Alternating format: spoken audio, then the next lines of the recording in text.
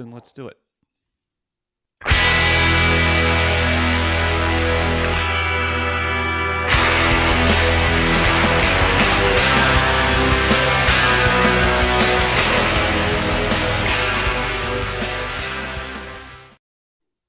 Welcome everyone to Game of Nodes. You can see that it's a completely cut crew from the Game of Nodes crew. Just myself, Usurper, leading us off. The Frey will be joining us shortly. Let's see. Null has the sniffles, so can't join us. And Schultze is, I believe, on an airplane. So here we are. And with us today, we have Simon from Nois Network. We're going to talk a bit around randomness and the importance of randomness and all that kind of good stuff. So, yeah, welcome, Simon. Thanks for joining. Yeah, thank you very much. Thanks for having me. It's a pleasure. So the Frey, so the Frey should be joining in a couple minutes. Why don't we kick it off and just tell me a little bit about yourself and your background and kind of how you got to this point to launching Nois, and we'll go from there. Sure. So yeah, I try to make it short. My background is software development. I studied mathematics, but was never good enough to be a scientist. So I started software development with always an interest in cryptography. So in 2018, suddenly everybody was coming around the corner with some sort of blockchain project, and I ignored this whole blockchain stuff for a long time because I was never a fan of proof of work in Bitcoin and all this energy burning stuff. So I missed a lot of the development that were happening in the meantime, and I was quite excited to see all this proof of work, delegated proof of stake, delegated proof of stake, this kind of development that happened in the meantime. So I started working at IOE, which is developing this product called Starname. Was a developer there. Met a lot of very good people in the blockchain space, especially Martin and Ethan, who co-founded Confio with me. Almost 3 years ago, we started Confio as a company that was bringing CosmWasm from proof of concept to a production-ready product. And this is what I'm still doing, maintaining CosmWasm and CosmJS at Confio. This is what I spend most of my time with. Along this journey, I've always been interested in randomness and making randomness available on chain and all this kind of stuff. So I started Nois as a side project, something that I do in my nights and weekends. But given that there's a lot of synergy with my day job at Confio, turned out it's a nice combination to do both. And do you still work at Confio? Yes, I do. Yeah. So Nois is not a Confio project. I want to get this clear. This is important to separate. But I'm working at Confio 4 days a week. Okay, that's cool. And when did you start? When did you launch? No, it hasn't been launched yet. But when did you first start like putting code down towards it and kind of working towards these test nets and everything else that's been going on?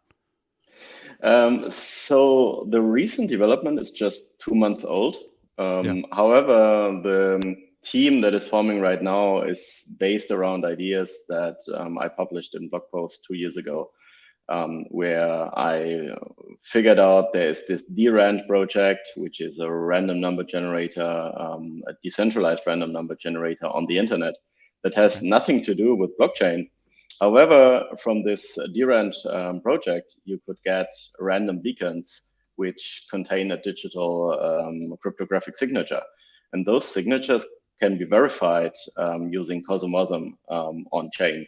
So I made a proof of concept and wrote an article about that 2 years ago. A couple of months later, someone brought that to Terra using Terrand as the name of the project, and build a lottery on top of Terrand. And this guy today is within the Nois team, one of the 4 co-founders. And so it started very early. It was never a priority for me to work on that. But recently, a bunch of people came together and wanted to make this real. And now we go one step further than everything that has been built before. So we're going IBC now. So which is the big change that was not possible 1 or 2 years ago. Or at least the tooling and the frameworks and everything was not ready. So before, because I do have some questions around that component of it, like why is it a chain, and kind of what does that allow from an IBC perspective, and we'll get to DRAND as well, because the way I want to understand that relationship between Nois and that as a project, right, like the DRAND structure. So maybe for me as being a Luddite in this structure, tell me about why this is important. Like, why is randomness important? Why is it so difficult? And why is this special in that situation? Right. So I see randomness really as a basic building block that every application developer should have available. There are use cases. The most obvious one in blockchain is lotteries or any kind of casinos. However, there's interesting use cases in the field of NFT shuffling, NFT creation, but also governance processes where you want to do a random sampling from, imagine you have a group of people and you don't want to select the ones who are the loudest, but you want to randomly select certain people to form subgroups for certain decisions. So there's a lot in the governance field. And also I had recently had conversations, people explaining to me that randomness is an important factor for more advanced cryptography, especially in the field of zero knowledge technology. So there's probably more use cases emerging.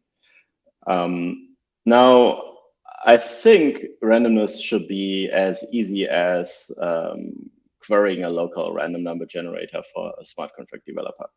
However, randomness is very hard in a blockchain environment because everything that we execute on a blockchain is executed in a sandbox. The moment, exactly, yeah. So the moment this executable software is able to access environment data, then every node will do that, and every node will provide different results to feed into the computation. And then the final result of the computation will be different, and everybody falls out of consensus. Yeah. So it's not only the case with randomness, but also with times, for example. If I access my local time of my computer as a node, then I will get a different result as someone else's node. Maybe not in the second part, but certainly in the fractions of the second. So accessing local times is impossible with smart contracts or any blockchain application. Just for times, this problem has been solved because Tendermint provides a time as part of the block creation. It's not a perfect time, but it's certainly good for a lot of use cases. But for randomness, this is not available from Tendermint. There are a bunch of other consensus mechanisms, consensus protocols where randomness is needed for block production. But in Tendermint, we don't need randomness in block production, which on the one hand is good because we don't need it to produce blocks. No dependency on randomness. But on the other hand, we don't get randomness for free as an application developer because Tendermint does not provide it. Yeah. So we want to solve this lack of this primitive by providing that on an application layer. And I see No Man's joined. I assume that's because you were watching, even with this cold, you saw the shitty host job I was doing. So what happened was launched yourself into here. Man, I couldn't sit there and just watch you flail by yourself. Hey, I appreciate it. I do have a cold, and I might be sniffing a lot, but I just jammed myself full of drugs and jumped on here for support. But also, you know, I feel like potentially I've read up a little bit more on Nois and generally Jesus. on Simon. So I'm not saying you're doing a shit job, but you know, read between the lines. Also, Blockpain has joined us because he also felt bad on my hosting ability. So now we have tripled the number of hosts in this call because of that. Todd, welcome. But to be fair, Todd probably is better, you know, suited to make comment on any kind of, you know, randomness or security or anything. Every single topic on this show. Yes, that's true. Delegate with Blockpain. It's exactly right. Well, that's cool. So Simon, welcome, Todd. Did you want some introductory comments from yourself? Were you thinking that Usurper was doing a shit job? Oh, you know, I only watched for about 2 or 3 minutes, and then I had to deal with my kids. So I'll be nice. Next time. So the Simon, the application layer is DRAND, right? Is that? I think you were saying that earlier, and I was getting my stuff in order. Yeah, so exactly. The randomness is generated in DRAND. DRAND is a protocol, and there's an instance of it which is run by the League of Entropy. And the League of Entropy is a consortium of companies that put their name out there, put their name on at stake without any blockchain, and they do multi-party computation. And make sure that the randomness that is generated is generated in a fair manner, in a way that no participant has information about the randomness until the point where it is published. So how do they agree on the like randomness? So DRAND it's like a network, right? DRAND, and then so these participants they generate some randomness and then all agree that it's not bullshit randomness? Yeah, so the way it works at high level is they do a threshold signature using BLS. So they all sign the same message, which is defined by the protocol, which message is to be signed. And they have a shared public key. And as soon as a certain threshold is reached, they create a combined signature, the signature of this whole multi-party. And this signature is unique.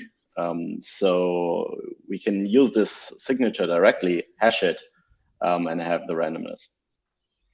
So on what frequency basis are they creating new randomness? Yeah, so the randomness is generated in rounds, and those rounds are counted, and one round is produced every 30 seconds.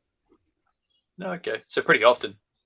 And it's it really depends on the use case. If you have something with governance, that's certainly more often than you need. If you have a high frequency game, then that can already be not often enough. And then would Nois utilize the existing DRAND network off of another piece, or those validators that would be part of, say, as a chain here, would you create a separate DRAND network that's only for kind of within the Cosmos type of idea?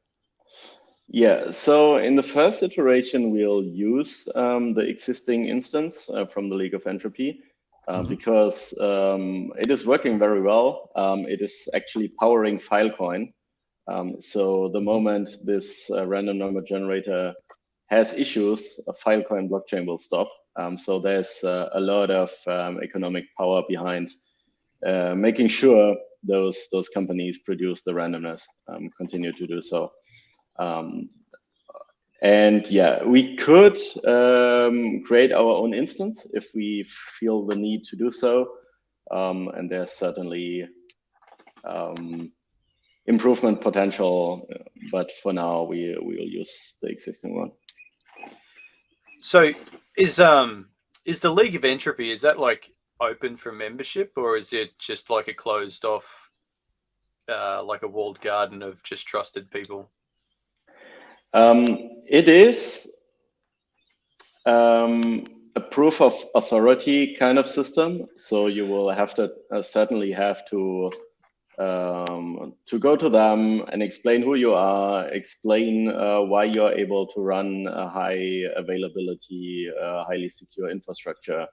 But they are open for new participants. They also want to increase their multi-party set. So I think it's reputable companies that run infrastructure other than DRAND as their day job, but they would be most likely be open to new. So I had some questions. I'm not sure if Usurper already asked about this stuff, but not everyone may understand the significance of randomness in games and, you know, the history behind some of what people have done wrong in the past. Can maybe you talk on that a little bit? So what I explained before was why randomness in blockchain is hard to get. I could go a little bit more into what people do to try to get randomness, which often causes issues. So a typical example is people use the block height and block time for randomness, which is something that has very low entropy. So if I am an attacker and I am on the edge to decide, do I still want to join this game or do I not want to join this game? Do I submit my transaction or not? I can pretty much iterate through all the options for the next block heights, which is a handful of possible options where the finalization might take place, and also the block times have very low entropy. So I can just look at all the options and see if the results, the computation results, would be in my favor. And if yes, I join. If not, then I do not join. So that's an issue. There's other options where people use signature schemes to provide randomness in some challenge schema where they say, hey, signer, please sign this message, which I just generated for you. And then the signer signs this message, and then they use the signature for the randomness. However, the two popular signature schemes that we are using, which is SecP and ED25519, they both produce signatures that are deterministic but not unique, which means the signer can generate as many signatures as the signer wants and can iterate through signatures until the signer finds a signature that generates an output that is in favor for the signer. Because the signer might as well be a participant in your application. So those are basically the two ways to not generate randomness. Yeah, regarding why randomness is needed, I think there's many use cases. The most obvious ones are lotteries, casinos of any sort, but also I'm building a demo application just to prove the point where I'm doing Monte Carlo simulations. So I'm basically estimating pi by dropping random dots on a square and calculate the distance between the origin and the dot, which is fun. And yeah, just one of those things that you can do if you have randomness. At the Cosmoverse conference in Medellin the last 2 weeks, I spoke to a lot of people in the gaming industry who need randomness to define all sorts of user interaction, which I'm not an expert of, but I can certainly understand, hey, if a blockchain should feel alive and dynamic and like some environment that is coming with surprises and is exciting, then you don't want everything to be able to pre-calculate. So I how- guess. Go ahead. Sorry, Todd. Go ahead. No, you go. How will this be used across chains? And if you're doing a packet across a bridge, isn't that something that's revealed in advance then? Yes. So the important thing is that you close your round and make no interaction possible at the moment where you commit to a certain round of randomness. So what you're doing is saying, hey, I want a randomness which is published after point X in time. So I know, okay, my round can lead up to point X, and Nois ensures that the randomness that I will get is not yet published when the point X is reached. And then it does not matter if you get the randomness to make your calculations within 1 second or 5 or even 10 minutes. Of course, faster is convenient, but it's important that you close your round, whatever that means in your application, while the processing is taking place. Awesome. Thank you for explaining. My pleasure. So why then do we need an app chain? Why can people not just access directly from the League of Entropy? Did I miss this already? No, we're just talking about.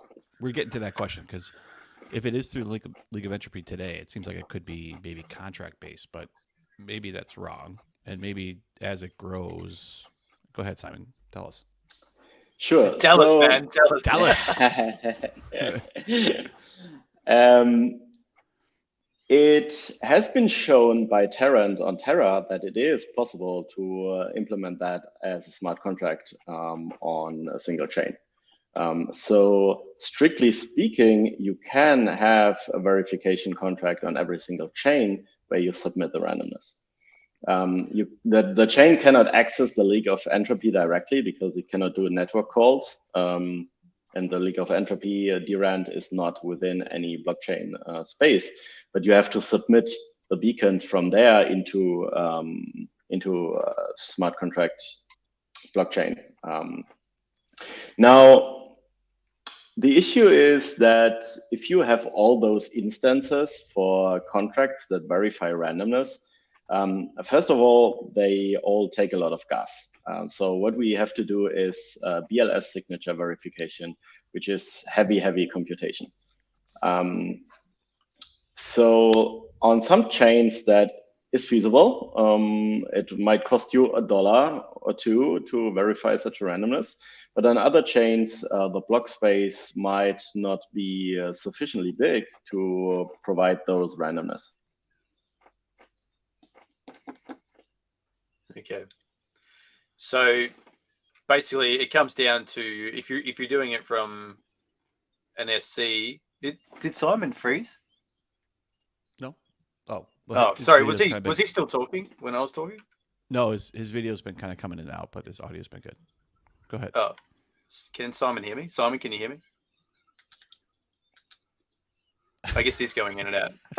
Did he say something? I can't hear him. I can't hear him. No. Yeah, this platform sometimes is a little bit strange where you can I can see and hear other people, but not like someone else, if that makes sense. Or I can see them, but I can't hear them. Or, anyway, you're on the Starlink. Right? Yeah, I'm on Elon's teat. It's working well. He's busted off. It's funny, like this platform's like, oh, you got to use like wired connection and shit, and it's like I'm on wireless to a satellite. Still seems to work okay. It's working pretty good. You're a little latency there, but it's really not that bad though. Oh yeah, no, that's good. Yeah, I mean, it's probably just me thinking though. It's probably not really latency. It could be. It's me just going. Oh man! I was going to ask Simon a question. I bloody forgot it. So now when he re-emerges, comes back. I'm actually writing notes here on a piece of paper. Oh, he's back. Can you add him up? Yeah, sure can. There he is. He's back. Sorry, that was my internet. No worries. Where are you situated? What country? I'm in Germany, in the middle of Germany. Oh, okay. Well, close to Nice. the notes. I didn't want to say like, you know, where are you located exactly? Like you drop that on the fray and he'll tell you what pub he's at. It's I didn't want to throw you under the docks bus. So the company is in Berlin, but I'm not. I think Berlin is a bit too hyped. It was never my city. Oh no. It's okay. Is Nois, like, how do you say that? Nois? Noise. Yeah, so the name is just coming from noise, like Rauschen, like this this signal stuff, what you can never predict what you get. And we just dropped the E to make it a fantasy name, but you can just pronounce it like noise. Yeah, okay, that makes more sense now. I'm like looking at it going, noise. Yeah, no, it's cool. So the Nois Network, is it a company like in Germany? No, we have no company. This time we go fully activism mode with just a handful of individuals and no token sales and no company and no structure. So Love it. I mean, I'm not hiding myself, but I've been through the process of setting up a foundation and trying to get a bank account and trying to get a payroll up and everything. I've done that, and doing that once is enough. Especially since we don't have the demand to hire up a large team. We don't need fiat in the bank in order to get this project started. So we'll probably operate by just dropping tokens and get started that way. The foundation that was started, was that the Confio? Yes. Confio, or? Confio is the development company in Berlin where the team is employed. So we have 25 people in Confio right now. There is a Dutch foundation, which is Stichting Ocean Blue. That's the foundation behind the launch of the Tigray token. And this foundation is the one that was doing the token sales and is contracting Confio for building Tigray. So why is it so important to do that behind a foundation? Because the moment you issue a token, you get into the business of financial instruments. And you probably don't want to issue tokens and sell tokens as an individual. I mean, you can, but somebody has to pay the lawyers and make sure everything is nice and compliant. And so it's all pretty sketchy. Yeah. You want to try not to get sued, right? It's okay. It makes sense. It's just a lot of work. And if you're planning a big project, then this is certainly necessary. But if we can get Nois out of the door without anyone employed, without paying any external contractor, without having to sell a single token before launch, and just make sure the product is out there, people start using it, people enjoy it, and decide whether or not it's worth founding a company, then to me right now for this particular project, that's the better way. So for the launch of the network, then is it going to, like, do you plan to just do a pretty low key thing and just sort of, you know, have a decent, you know, set of validators and then just throw it up like a smallish set of validators, get it out there, drop a token, and then just let people use it pretty much? Yeah, I think that is more or less the plan. to make sure the focus is on the users and the communities that want to use the product and not so much on any kind of marketing or selling the token or this kind of stuff. I mean, we are planning a bunch of cool things for the launch of the token, but yeah, try to do everything within the team of the 4 co-founders without that much external resources needed. So who is the? Oh, sorry. Go. I was going to say the Frey has joined us, but so what? Before we get to his story,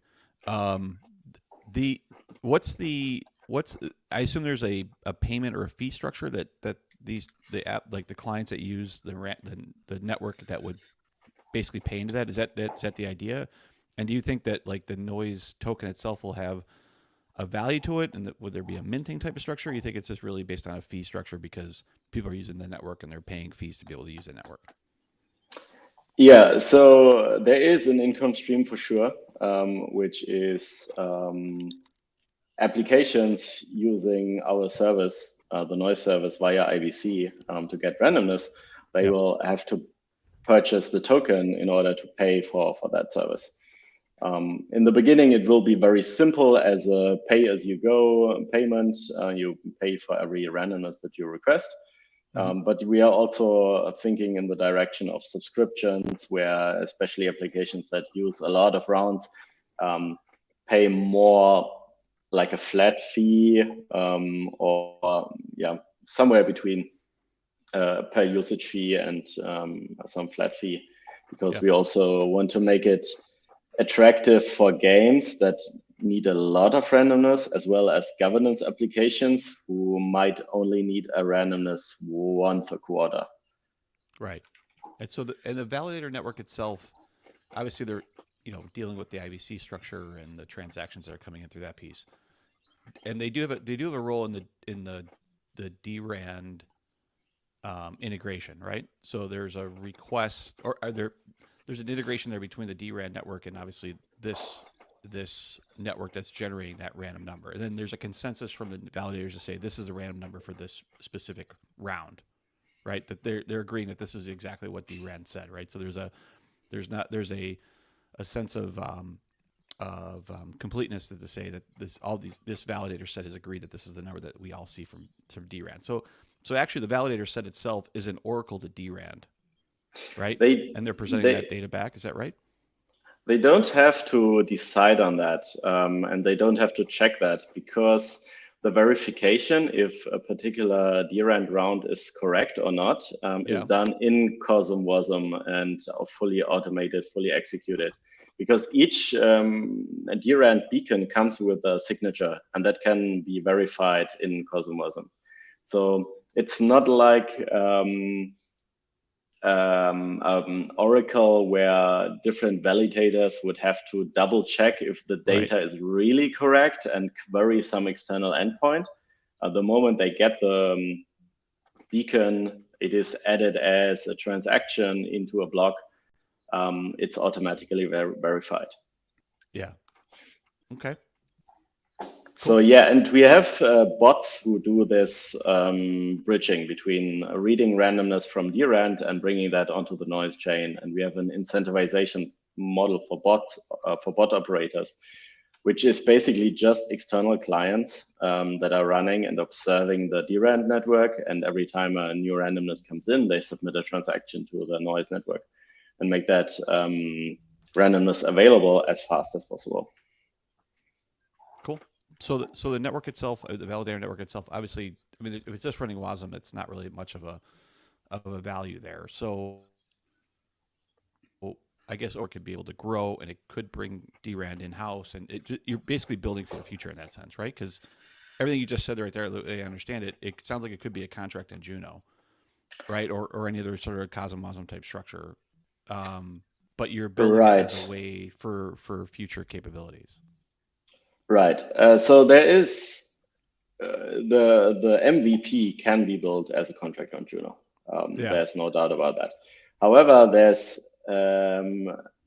tons of optimization potential that we already have listed when doing that on our own chain. So the whole verification process could be speeded up by using a different WASM compiler. We could have crypto APIs who are providing the verification functionality for BLS verification in a way that is much more efficient. But right now, the most time we spend regarding our chain is thinking about block space, how we utilize block space, how frequent our blocks should be, how much block space we need, how small we can make blocks in order to get high frequency blocks. Because we want people who submit or end their round and are waiting for this randomness to get this randomness very, very, very fast. Because the time that it takes to process the randomness is the time that a user is sitting in front of a computer, staring at the spinning wheel, waiting for a result. And we do fight for every 100 milliseconds that we can get in order to speed that up. And being able to have full control over our block space right now, just what is in there, but with upcoming prioritization of transactions and even with ABCI even more flexibility on how block space is utilized, we see a much more potential for the future there. So, Frey, welcome. Let me update you on the what's happened in the last 41 minutes. This started as a 2-person call, and then Null jumped in because it was doing such a bad job. Then Todd jumped in because Null was doing such a bad job. So you've already right, so far? You've already explained everything there is to be explained then at this point, I'm guessing. Well, that piece right there around why a chain versus a contract was very helpful. I think I get it for this in this small period of time right here. Yeah, it's cool. We've basically just been here like slamming Simon with questions, one after the other. That's really what it's been. It's been the most educational episode. I mean, that kind of sounds like, if anything, the podcast is improving without my presence. So, I will say that when I launched it, I couldn't remember what our tagline was, so I just skipped it. I was like, "Hey, hey, Game of Nodes." I forgot. I don't think I even said Game of Nodes. It's just like, yeah, here we are. You can fix that in post. Were you nervous, Yusuf? Were you having a little nervous Nelly moment? I wasn't nervous. I know I could keep Simon entertained for at least 25 minutes. I was worried more that this would be the shortest episode that's ever happened. And then you kick Simon off after an hour. You're just there by yourself, just like that. I would just shit talk. I would shit talk 2 of the 3 of you for the next hour. That's what I would do. I would just rail into both of you. Todd gets a pass. Yeah, well, probably. I mean, yeah, fair enough. We moved back an hour because Noel was ill and I had other responsibilities, and then just blew straight through that time limit anyway. Yeah, as everybody knows, I am a very big football fan, and I was at the football. Let's go with that. That's definitely what I was doing. Is that definitely what you were doing? I was 100% at the football. Football. That's me. Football. Love the football. When the ball is in contact with the foot, when the ball is not in contact with the foot and is in the air, both of those times, love what they're doing there. I love that scene in Trainspotting. What are you doing? Football. What about you? Shopping. Probably got no idea what I'm talking about. I do. I think this may be like the one time ever that a movie reference has gone over my head a little bit. I don't recall. Really? Film. I don't recall. They're at the club, and the girls come up to them at the club, and they're like, "What are you talking about?" And the boys are like, "Football." Oh, they were talking about the girls. Oh, okay, yeah. And the girls were talking about the boys, and then the boys go, "What were you talking about?" And they're like, "Shopping." Oh, okay. Okay. Yeah, I guess I only really remember the traumatic moments from that film. It's not nearly as funny when you have to explain it. It's kind of sucks that now they have to do that. Yeah, sorry about that. So don't let me interrupt. Like, should we continue asking questions? Well, I feel like you really want to know some Cosmwasm shit. Are you more interested in the randomness or the Cosmwasm?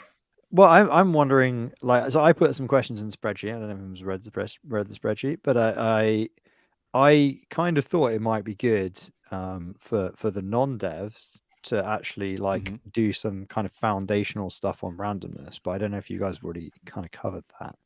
Yeah, more or less. That was Todd's first question. He said, for the plebs out there, why do we need randomness? Why is it hard? Words. Yeah. And what happens if it goes why wrong? is it hard? Yeah.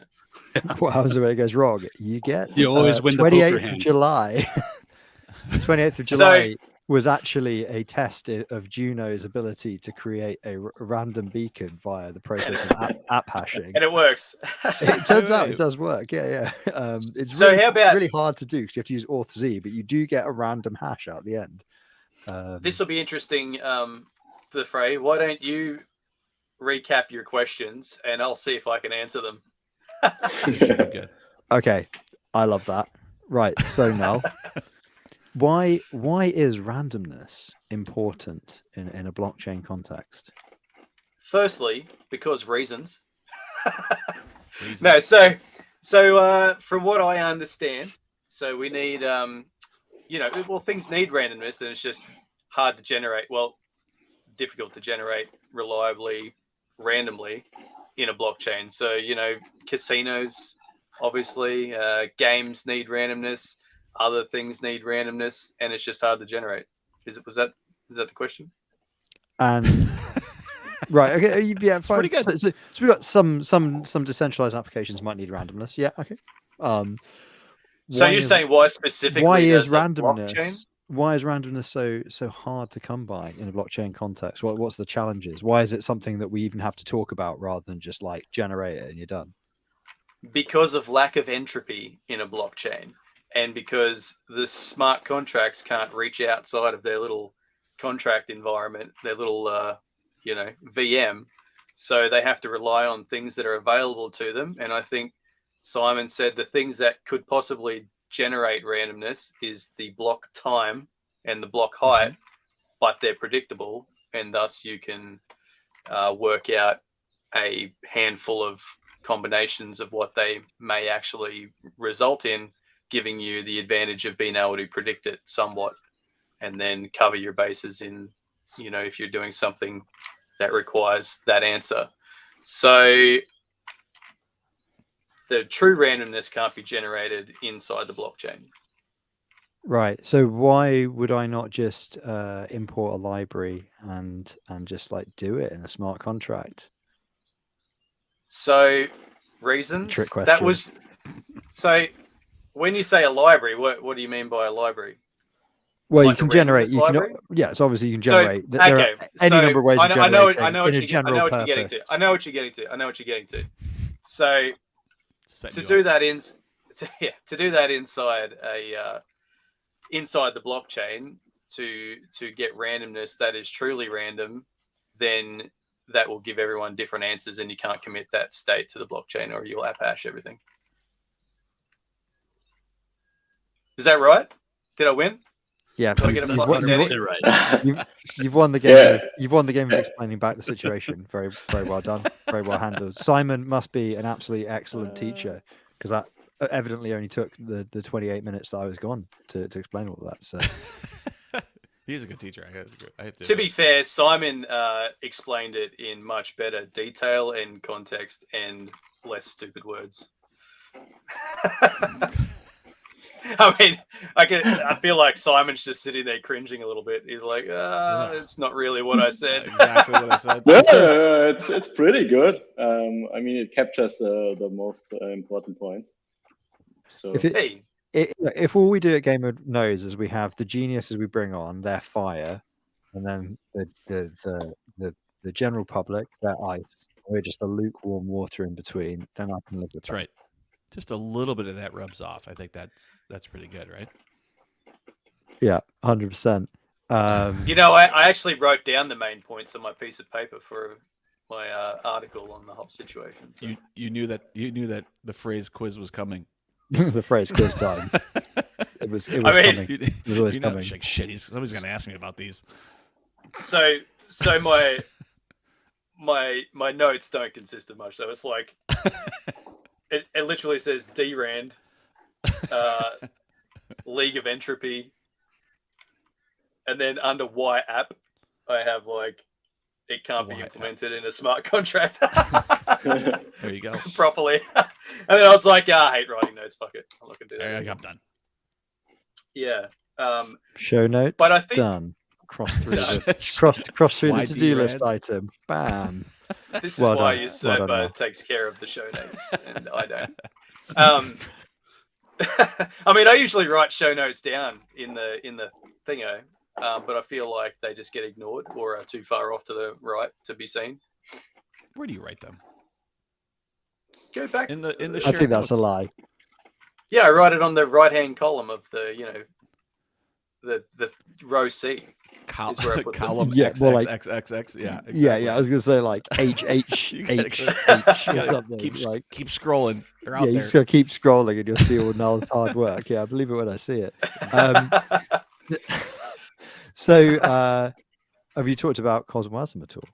We haven't. We haven't. But before we do go on to Cosmosm, sorry, you have something else. We haven't got there yet. So I wanted to talk about the token just a little bit, because it's Noel's tokenomics hour. Here we go. Degen. No, well, it's not going to be a stable coin. Calm down. It's not going to be a stable coin. So wait, Simon, is there going to be a stable coin? I don't think so. I think I'm like a lot better about talking about that stuff than like why randomness. But anyway, so with your token, you say you're just going to airdrop a bunch of shit out there, right? Just spray it around. Well, yeah. So I don't think that's token is that what you wrote down? Is that what did you write? Did you write spray it around in your notes over there? I don't think that's exactly what came up. Well, I had a couple of pointy questions. I'm like, are you going to do inflation? Like, do you need inflation? Are we trying to encourage people to like, do regular users even have a use for this token? Or is it, for me, it's just going to be people who want to run apps and stuff that want to use the noise of the network will want the token, right? So I'm thinking like, what's the value proposition for users? Is the demand going to be that great that, it's a good punt for people? Or like, do you even need to distribute it? Can you just not sell it and then, have can you not just create a pool and people can just buy it out of the pool and then the validators collect, rewards and then sell them back to the pool? So I'm just wondering, like, is it the type of thing that actually needs a wide distribution and staking is the basis of my questioning. So right now we're really focusing on the product, and the token is a little bit like, tokenomics, we do that later. And I think there have been a number of decisions that define the tokenomics. And first of all, is we don't do any pre-sales. Second is there is a native demand for the token through the service that we're offering. So in contrast to many other tokens, there's actually a business case for it. So that also might create a secondary speculation case. So you can buy the token in the hope that it is worth more later. I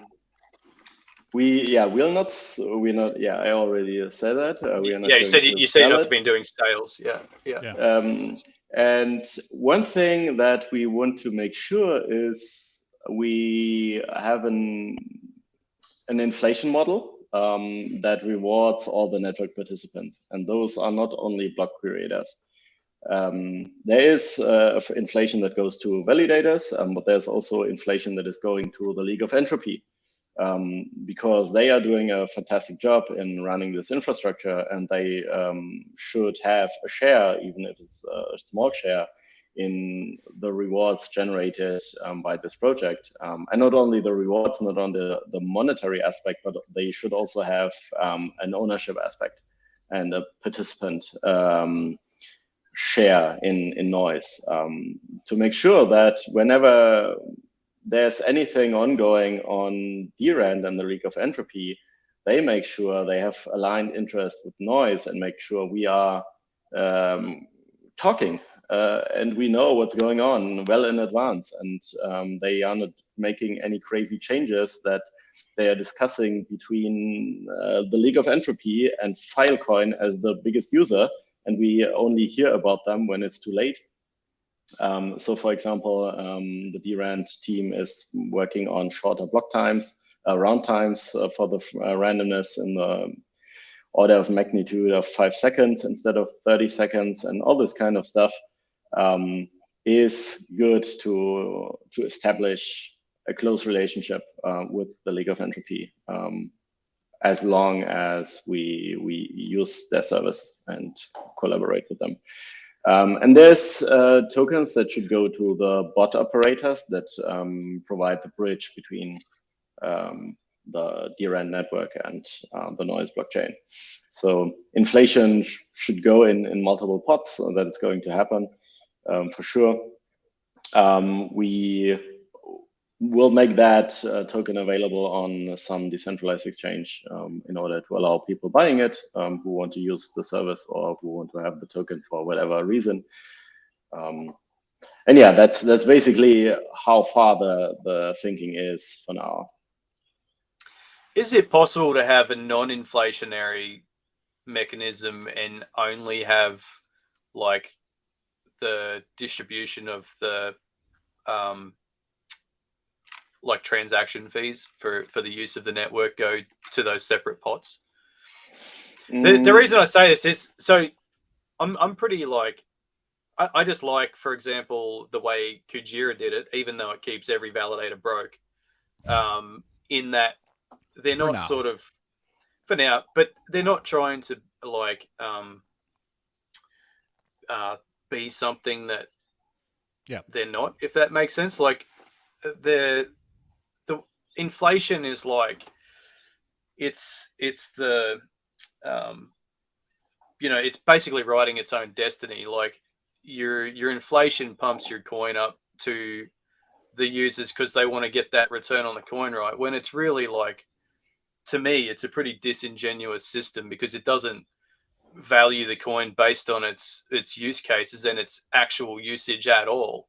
It only, you know, people want the coin in the short term because it's got inflation and they can get a return on it and dump it in the back into the the pools, and it's got like a limited lifespan, you know, lifespan, because once the pool rewards and stuff run out, and once the inflation goes down the chain, it just ends up being a dump coin, and then, you know, the hype around it fizzles out. Whereas in my humble opinion, I feel like it's better to not have the hype to begin with and then just have the token based on its usage and the actual income generated from it based on a demand for its usage, not an inflationary like mechanism that makes people want it, because it's a bullshit mechanism that just pumps up projects so people can dump on the pools.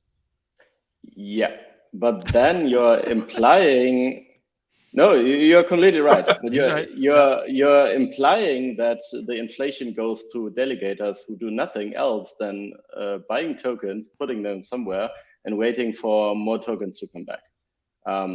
The inflation model that we are thinking about is making sure the inflation goes to those points where value is generated. Inflation should go to a development team. Inflation should go to validators who run the infrastructure. Inflation should go to the DRAND network.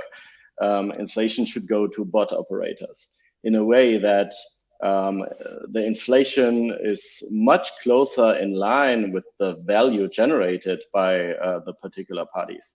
And I prefer a token model where you start with a very minimal initial supply, because why dump a massive initial supply on top of anybody when there is little value created. But increase the supply, start with something small, and increase the supply as the value increases. So, I mean, I guess that sort of goes back to the question of why can't you just distribute the fees to those parties instead of actually have inflation to those parties? Yeah, because fees, everybody wants 0 fees, and we have fees that are barely enough to protect spam, and it's a race to 0. And we are seeing that all over the place, and yeah, the fees are not, at least are not the network fees. Maybe you have to differentiate between network fees and product fees, and then that might work. That's what I mean. That's what I mean. The usage like of the fees. product. Yeah. Because that makes sense. Then that means that, like, you know, if the chain sees usage, it adds value, and if it doesn't, then it doesn't, and it should just die. Yeah, absolutely, 100%. I think you can implement it with inflation by burning the product fees that you earn as a chain. So you have income and tokens that are taken back. So possibly a dumb question here then. This sounds like if are stakers going to be rewarded at all? Is it still going to be a proof of stake chain, or is it going to be a kind of custom inflationary model that isn't really proof of stake, that is something different? The tokens that are in supply are liquid, and the validator bonding mechanism is something more like a foundation bonding or something, and it's more about just direct security. And no, we'll be working with Cosmos staking module pretty much 100%. Just not all the inflation goes to the block producers and the delegators.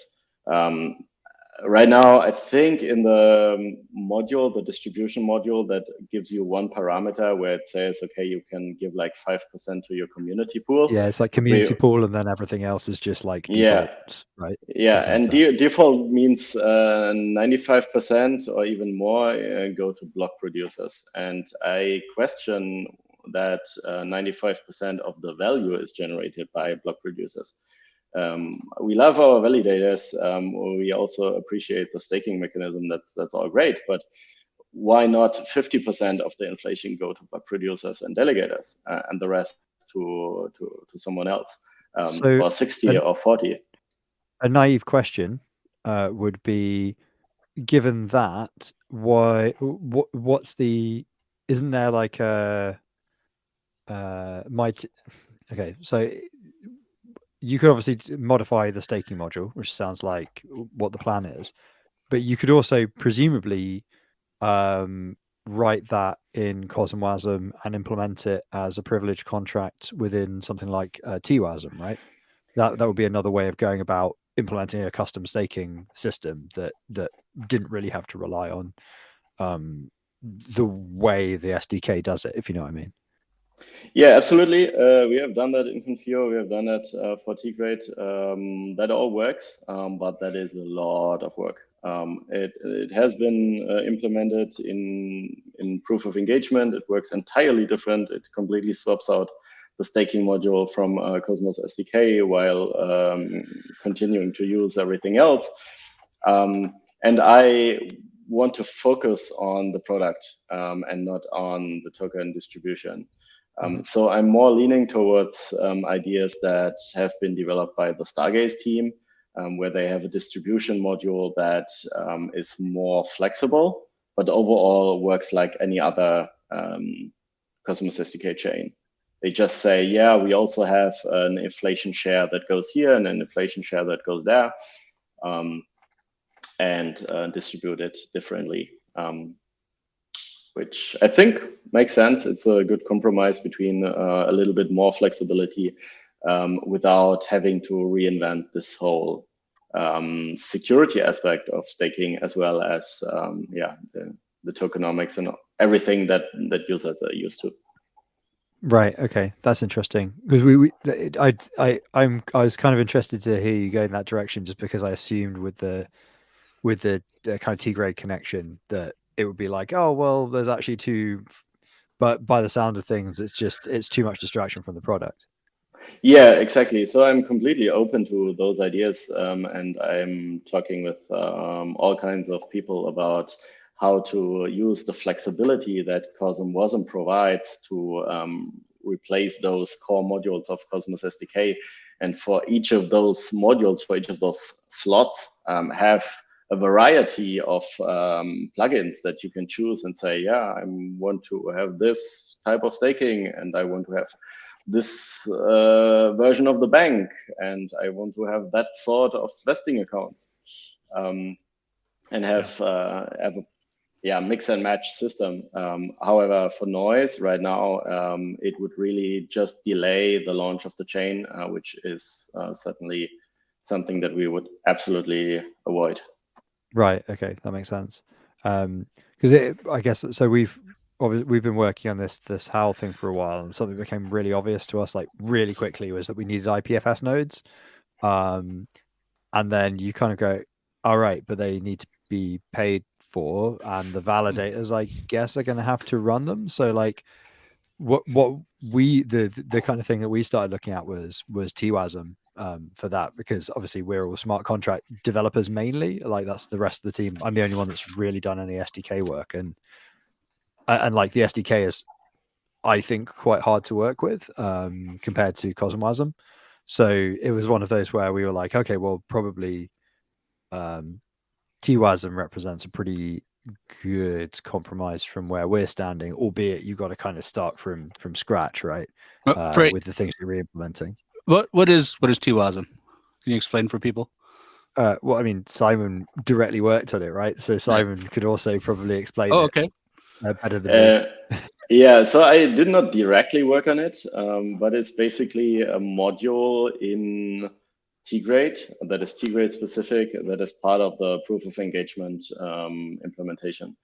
And proof of engagement is a reward or inflation distribution mechanism that is based on the idea that there are no delegators and only validators stake their own tokens, which belong to them.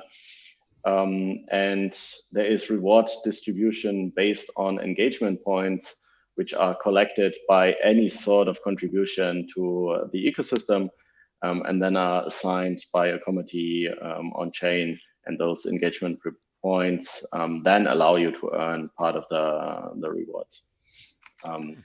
So you can see how that would be generalized. That if you're providing storage, Todd, you could say, well, okay, well, it's kind of the same in that you have a set of validators who are providing storage. You can then, I mean, Arweave and all these sort of folks have already long solved the kind of prisoner's dilemma element of how you prove the content, the game theory component of how you prove the content is alive. That's quite trivial within the kind of economics of it. And so then it's actually a lot simpler than proof of engagement to do infrastructure based stuff that sort of relies on the validator set but is outside of consensus, I think, basically. Yeah, there's a lot of chains that have that problem right now. Yeah, exactly. So it's this kind of that, like, oh, I'm just sending proofs that this stuff exists. Oh, that's doable in an end blocker, right? It's that kind of use case essentially, which has been interesting from the start. And I've been bugging Ethan with questions about it for some time, but it's not been a thing that it's taken us so long to build what we're building that it's not really been a problem until we're like about to launch and we're like, oh yeah, that problem that we were like, we still don't have any IPFS nodes. What are we going to do about that? Yeah. Do we know how to incentivize it in Cosmos? No, not yet. But well, we do know how to. We just haven't made it yet. Maybe. Yeah, now you're muted. Can you tell me something about T-Grade with the validators can stake their own tokens? What does that mean for the validator? Like, does that affect... It doesn't affect anything, does it? Like, you can have no token staked to yourself, right? Like, it doesn't affect your rewards and it doesn't affect your voting. Yeah, it does. So the rewards that you're getting is calculated based on both stake that you put at stake and engagement that you provide. And the base idea is that if somebody who's very established, who's sitting on a large amount of tokens and puts a lot of tokens at risk to make sure they do their job properly, they can get a high reward. And a newcomer who's just coming in, who's not having that much tokens, but is very, very engaged, doing a lot for the community, can also earn a lot of rewards, making worth the effort of spending all this time and energy into this ecosystem. So it's really those two components, and then there's a reward calculation based on those two inputs. Is there a formulation that's available for that? There has been a white paper that was published, which contains all the basic ideas and models, and the curves that are used to generate the rewards based on the two inputs.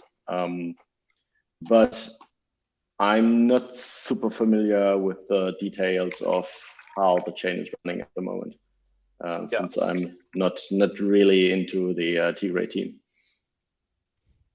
So what's your main team within Confio? Yeah, so Confio grew a lot in the last 2 years.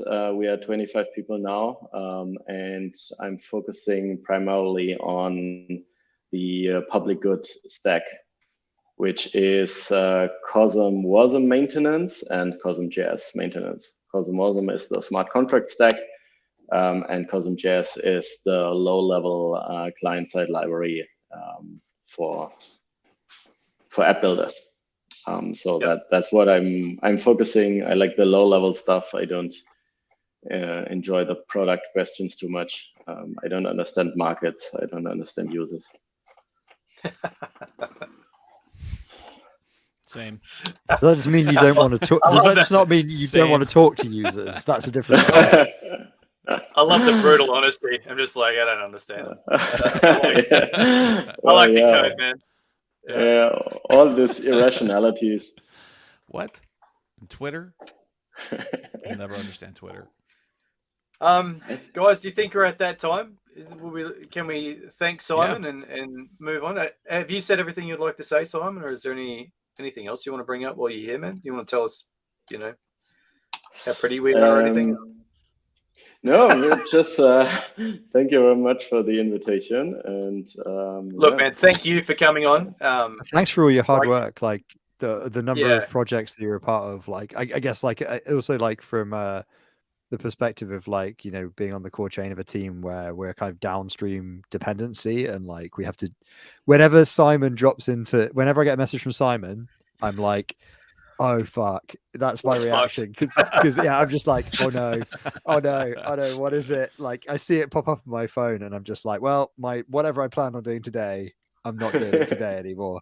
And then when sometimes it's just something completely harmless, like, oh, by the way, you did something, and I was like, yeah, sometimes we have security issues to share.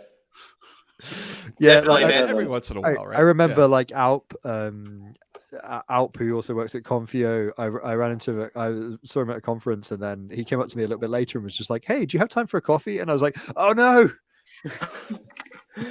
Anytime anybody from Confio wants to talk to me, I know something bad is about to go down. Was it that bad? Well, we had to quietly leave. We had to quietly leave and then go fix it, didn't we? It was one of the things. It was in May. It was like one of the exploits that came up just before version 1. Okay, we had to go back to our Airbnb and fix it and patch it. Nice. Man, I have to second that. Thank you so much for all the work you and the Confio team do. We wouldn't be.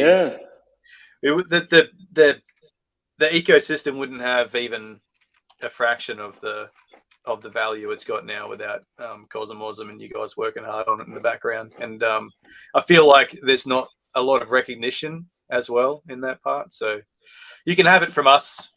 Thank you very much. It's really a pleasure doing that stuff and seeing so many people using it. So that has been one of the learnings from Cosmoverse. There's so many people who are using COSM WASM now, who I never see because it just works for them. They don't have issues. I don't hear from them. So it's really amazing how the Cosmos ecosystem is exploding. Agreed. Cool. Thanks again, man. Thanks, Peace. Simon. Thank you. Yeah, Thanks, Take Simon. care. Where's That was good. Where's that thing?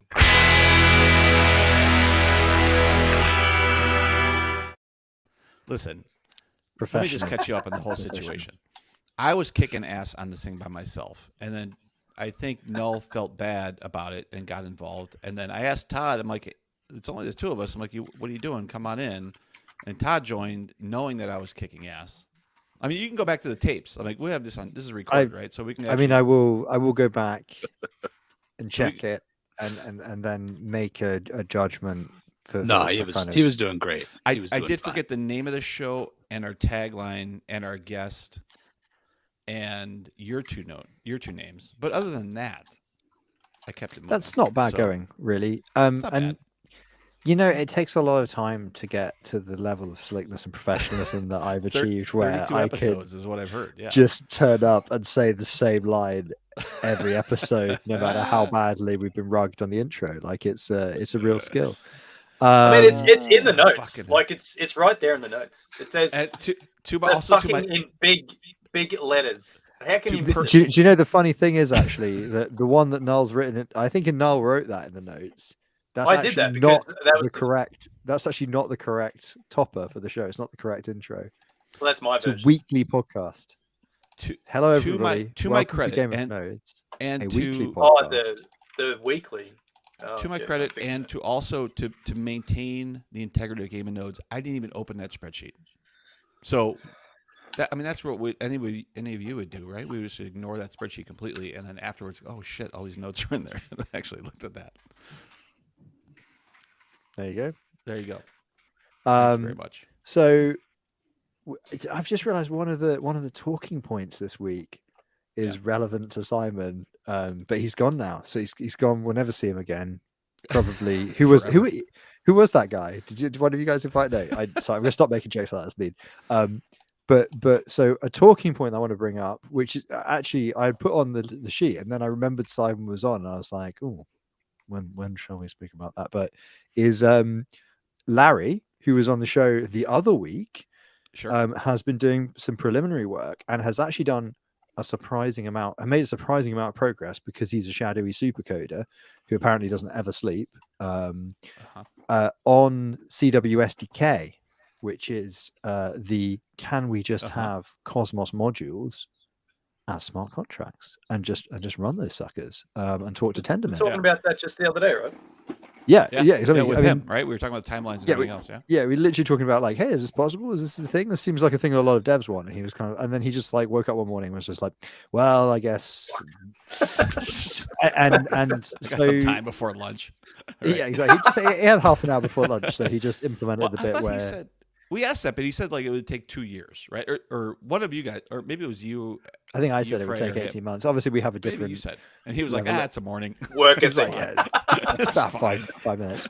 Yeah, so getting to feature parity with the SDK will probably take a couple of years. But whether or not you need every feature, I think, is the question, and that's that's I think the premise here actually is that a lot of decentralized applications that might want to move into the interchain don't need all of those shiny features, and actually, given what we've seen of discussions around mesh security, which is, to my understanding, my kind of layman's understanding of it, we can sort of call it sort of adjacent to what people were talking about as ICS version 2. Okay. So kind of like layering of security rented from other places, right? That kind of idea. Right. Well, as I said, I asked Sonny to come back on because I don't understand any of this shit. So it would be good to. Yeah, I keep wanting to talk about mesh security, but then I'm like, I know that you're trying to get him back on, and he will at some point actually come on the show, and then it would be a bit. To be fair, we could actually get Jake and Sonny back on probably really easily. We should just do that. Yeah. I think I understand it at a conceptual level. I think the actual like some of the intricacies of it and how that actually works and everything else, I think would be interesting to I mean, it's nice as a presentation level, but when you actually get into it, like, how would this work, right? And There's a lot of components and there's like a all lot those of things. stuff in the There's a weeds, little, isn't there's there? some That's hiccups my in there, right?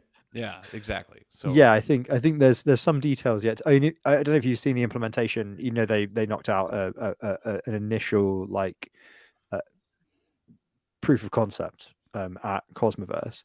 If you look at the README and the documentation for it, there's like a list of like, hey, you should be aware that there are not solutions to these problems yet, and they need some discussion. And there's a big bullet point list. It's really interesting reading, and actually, it's like I say, it's actually quite readable. It's well structured. If you're a Cosmosm dev or whatever, you can kind of just have a peek in it, and that's pretty cool. it's pretty cool though. That. Oh yeah, it's super Yeah. cool. And it's super cool that Larry is just like started knocking out this the first part, which kind of Tendermint connection part. Right. So that means so if that Cosmos SDK can be replaced by WASM, right? And if mesh security and the other types of things are WASM driven types of solutions, the way I understand it, then what is the value of the Cosmos ecosystem? Is it purely it's kind of centralizing around IBC protocol? It begins IBI and ends with BC. But that's also going to expand outside the Cosmos, right? Because there's a push to say, hey, screw this whole thing around bridges, because bridges, fuck bridges, right? So if IBC then turns into a global standard of how ecosystems run, and the Tendermint piece goes away, then what we're really getting down to is a blockchain replacement of TCP/IP with IBC, and then whatever tool set and structure people want to build so everybody's an L1. It doesn't matter. As long as they talk IBC, they're able to take advantage of that, and there's no winner. IBC is the winner. Right? Yeah. Like there's no ecosystem winner. I mean, that so idea dies. Right? Yeah, I think I think if you go all the way back to like literally episode 1 or episode 2 of Game of Noise, I'm gonna call this. I don't watch this show. Yeah, well, I'm gonna call this there will be a clippable quote of me really time ago, a million years ago in crypto years, just saying the only bit of Cosmos that will survive is IBC, and it will come to dominate. That's my bet on the Cosmos ecosystem, and it always has been about. But what I'm surprised by is how quickly now the conversation is moving to taking that chunk, taking the IBC bit, and really generalizing it. And you're seeing that from on one hand being pushed by like Confio and these sorts of people who are sort of working very heavily on the Cosmosm side of things. You're seeing it from Strangelove and Jack's team and all those guys who are trying to bring other ecosystems into the IBC verse. And you're seeing it from obviously Informal, who are basically, built IBC Rust, which is a standalone imported into your Rust project that is going to be a blockchain, and you can do stuff with it. And that's like there's a number of different angles there which are going to become different ways of building an IBC stack over time. None of them correct, all of them very different. But like you say, like I was having this conversation with Jake the other day about how far we think it is away that you're going to be able to have like a viable IBC chain that's sort of bootstrapped from a team who are in the Cosmoverse now, that doesn't have Tendermint as the consensus engine, but it's sort of recognizably sort of a Cosmos chain in the sense of how we kind of think about it. But then when you kind of go and look at the GitHub, you're like, oh wait, none of this is a different consensus engine. It's different this, it's different that, it's different the other. That's a little way off. But that's a way off. But wouldn't it be more likely that an existing chain adopts IBC, and so therefore meets that same criteria just from the opposite direction? That's going to be, I think that will be the big onboarding next into the IBC verse. Will be other chains, sort of what we now call bridging, but it will be actually just joining the IBC verse. And that's gonna be really exciting. Like I don't know that it's going to make the Atom price pump, but it's going to be cool for the ecosystem of IBC, I suppose. And that's really cool. Nobody benefits off that, right? Like it's not like the end user, I guess. Let me rephrase. There's no centralized entity that 100% benefits from the use of IBC. Like right. Which That is how you a- can tell it's probably a good thing, right? Yeah, no, I'm saying it is a good thing. Yeah, for sure. People Well, benefit uh, from IBC kinda what by happened. not Yeah, getting drugged. end users benefit, and nobody and few people other than developers who are experts in IBC are really going to make like loads of money off it. So it kind of suggests that it definitely is actually what decentralization is, and not what people talk about when they put up gov props wanting to increase the val set by 5. Right. Which was possibly my spiciest comment of this episode. So there we go. What else is I going think on? I definitely beat your ass with the spicy comment. Oh yeah, did I miss one? Did I miss a good one? No, just No. general Okay, comments so about chain economics. I mean, your econ. Well, we've got a little bit of spice to cover as well, actually, in kind of news of the week. So we got. Do we go for? I get. Okay. Well, let's go for spiciest first. Tombstone of the week. Tombstone of the week. Yeah, there. But I come into it completely unprepared because I've forgotten who it was. There was a. Oh fuck. Shit, man, there's literally been so many fucking tombstonings lately that I've stopped caring. I saw the details. It was on a chain I'm not on though. I know that. Yeah, it was on. Was it on Loom or Sif? Fucking hell! It might have been on Sif. It was on Sif, right? It was on chain. Sif. Yes. So obviously, like, you know, we are taking the piss a bit, but like sorry about delegators funds. We're obviously like, I think as we covered in the previous thing about tombstoning, it could happen to any validator. Like, you know, there are things that we don't understand about the stacks we use. But Tombstone of the week, we've seen a validator go down Sif. They didn't, I think, initially notice that they had actually been tombstoned, which is easy. It's a common trend amongst the tombstone ease. Well, I guess because maybe the thing is, like, again, like, because I remember when I have tombstoned a validator on testnet, and I remember what happened was the alerting went, "You're not producing any blocks," and I was like, interesting. Like frantically, unjail. Why won't it work? I just like, I just restart Cosmovisor. While I go check the memory, there doesn't seem to be any memory pressure because it's not doing anything. I was like, well, that's really weird. And because I think at that point we didn't have testnet mint scan as well, because it was like a starty or something like that. Right. So I was just like, what could it be? What could it be? What could it be? I think it was just Todd actually who's gone. Because he was just like, hey, has anybody else been tombstoned? Just questioning. Just putting it out there. Did anybody get tombstoned? You're like, ooh, that'll be it, won't it? And then you. So I have to say though, that was then and this is now, right? Like, given the experience you have in node operating between then and now, I think if you've stopped producing blocks, you can immediately think of whether or not you've been doing sketchy shit that may result in a tombstone, and get worried about it pretty quick and check. Don't you think now? Like, there's a difference between then and now. Well, this last one, I think this one on Sif, I think that person brought up a new validator. Like they were moving hardware. They were moving hardware, and they just literally copied keys, starting it up, and oh shit, I can't do that. Like, it was like one of those situations, right? I don't think it wasn't anything. It was just them, and the chain was moving, right? It was just like oh shit, I can't do that situation. I would say that is sketchy shit. That's not sketchy shit. Well, I mean, copying your keys. What did they stop the old ballot? Like, again, checklists, you know, that type of shit. Checklists, exactly. But what I'm saying is that, like, now we know if you are all of a sudden in jail, I feel like you can do a quick recount of the last 5 minutes activities and determine whether or not you're going to be probably tombstoned. Right. Yeah. Right. Well, I guess for us, like, we just take the hit and we go down. We just stop the service. I usually disable it in system D before doing any maintenance. Yep. And that's actually, even now we've been on a remote signer now for about 18,000 crypto years, which is like, I don't know, 6-7 months or whatever. But even using a remote signer, like you're just like, okay, there's a lot of moving parts here. I haven't audited every bit of the code for TMKMS. I think I understand how it works. Do I want to bet my life on that? No.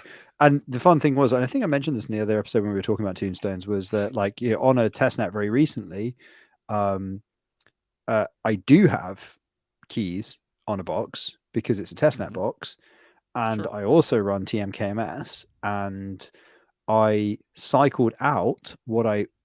So when you submit a GenTX, you need to have the original key if you're reusing a box and you want to use the same remote signer, right? So I cycled in the old key to create the GenTX because I didn't do it on my laptop because I'm an idiot. Basically, that was my only excuse. I don't have a good excuse. I should have just done it on the laptop. But I can't emphasize enough that most of our non-testnet, I think literally all of our non-testnet keys and backups are in a bank vault. So this would have been even more of a pain in the ass if I had to go to the fucking bank vault to then like sit in the safe room to get a key for a testnet. Yeah, exactly. This is why. So testnets, my level of paranoia is reduced to be like, look, quality of life.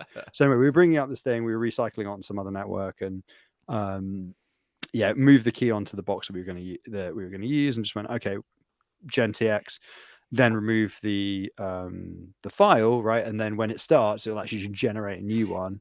So bish bash bosh, you're done.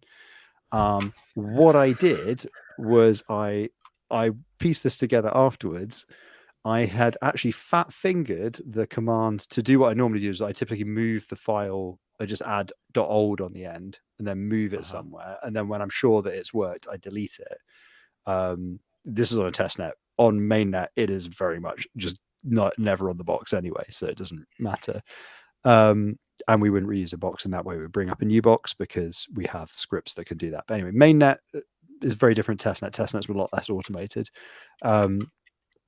So anyway, we got this up and then went over to, I was like, it's not signing. That's weird.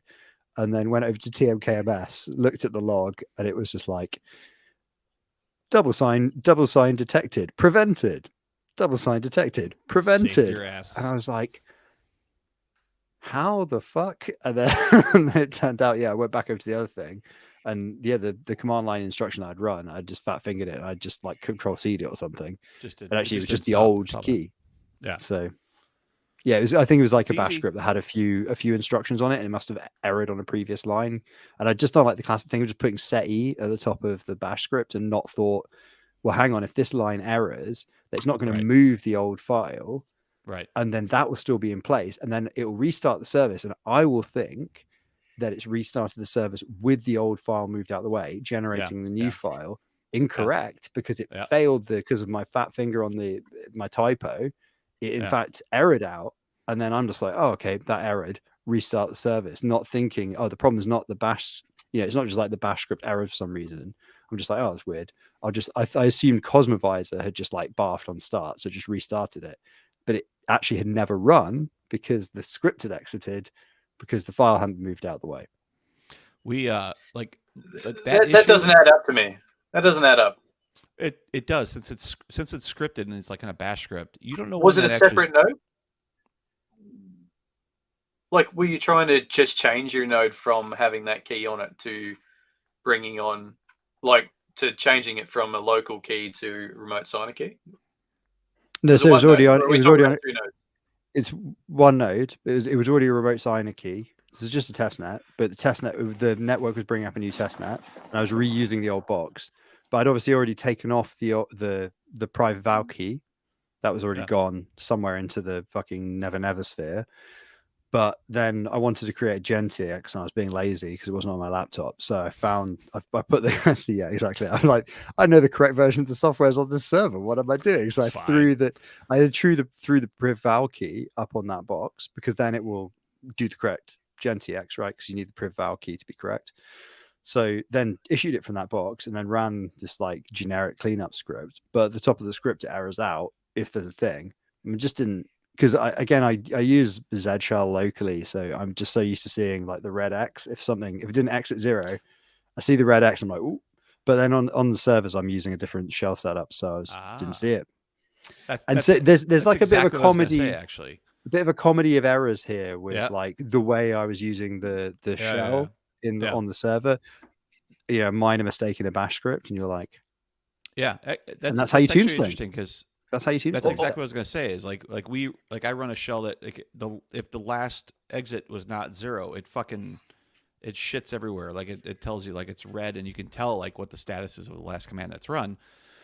And I'm exhausted because I've been rewriting all of our Ansible stuff, so it's all up in our repo and all that stuff. And I've been pulling heavily from Schultze stuff and also from Polkachu stuff, and just rewriting it the way I manage it, right? Which is similar but different, right? Which is no big deal. And one of the things I haven't done is I haven't rerun and reworked all my ZSH stuff, because I run primarily ZSH with my ZSH, and I have a specific color scheme I use, and just because it helps me when you're managing, we have 80 machines or something like that between VMs and a bare metal or something like that, and when you get in that situation, it's really easy to fuck up. It's really easy to right now I probably have 25 shell stations open, because you might be doing something with you got 3 nodes of this and everything else going on, and you just lose it, especially in a VM structure, because bare metal is a little bit easier. But when you we run VMs, vSphere, for a bunch of stuff related to test nets and everything else, and when you get in that situation, it's really easy to forget what you're doing. And so as I'm running all these Ansible scripts, everything's moving to bash, and I feel naked.